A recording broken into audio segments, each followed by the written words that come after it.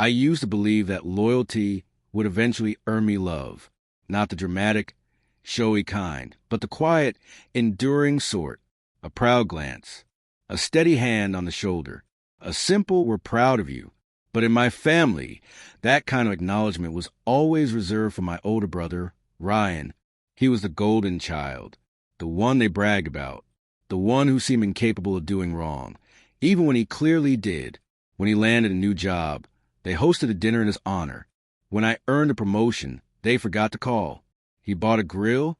It became a family event. I bought my first car. Just a shrug. Still, I swallowed it.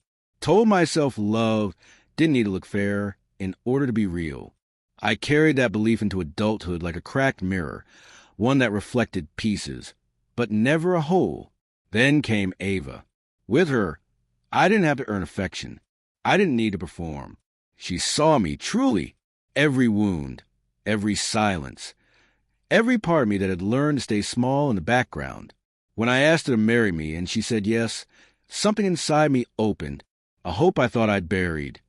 The foolish wish that maybe, just maybe, my parents would finally see me too. At first, it seemed promising. We had dinner. They smiled. They nodded through the wedding plans. My father even mentioned a caterer. For a brief moment, I allowed myself to believe they might show up for me the way they always did for Ryan. But then the signs began. My mother forgot the wedding date. Twice. My father complained about traffic, acting like we were holding the ceremony on the moon, not just 2 hours away. I brushed it off. That's what I always did. Then Ryan, ever the showman, made an announcement at a family lunch. Big cookout at my place that weekend, he beamed. Games, vendors, live music. Everyone's invited. It was the exact weekend of our wedding. Nobody blinked. Nobody brought up the conflict. I thought, surely someone will say something. Surely this is just poor timing. 2 weeks before the ceremony, I called my parents to finalize the head count. My mother's voice on the other end was flat. We won't be able to make it, sweetheart. We already told Ryan we'd help out. That single sentence landed like a weight in my chest. No apology, no emotion, just cold logistics. I didn't argue. I just hung up and stared at the wall, letting the quiet sting louder than anything she'd said. Later that night, I called my dad, hoping maybe he saw things differently. All he said was, try not to take it personally. But I did take it personally, because it was. It always had been. I couldn't sleep that night. Memories I had buried came flooding back. Forgotten birthdays, missed school performances, empty chairs where my parents should have been. And now, they were skipping my wedding. Not for an emergency. Not for anything meaningful. Just burgers and beer in Ryan's backyard. The days before the wedding passed in a haze. I smiled for the camera. Gave rehearsed answers when friends asked about my parents. Pretended I was okay. But inside it hurt. The night before our rehearsal dinner, Ava found me sitting on the kitchen floor, back against the fridge, eyes red. She knelt beside me, took my hand, and said something simple.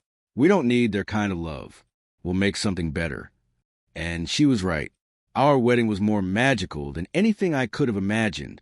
The sky turned to gold as we exchanged vows. Her family cried harder than mine ever had. Not just for her, but for us. I walked down the aisle alone. No father by my side. No arm to steady me. But somehow, I stood taller than ever. That moment changed everything. Not in anger. Not even in sadness. But with clarity. I no longer felt the urge to prove myself. I didn't want revenge.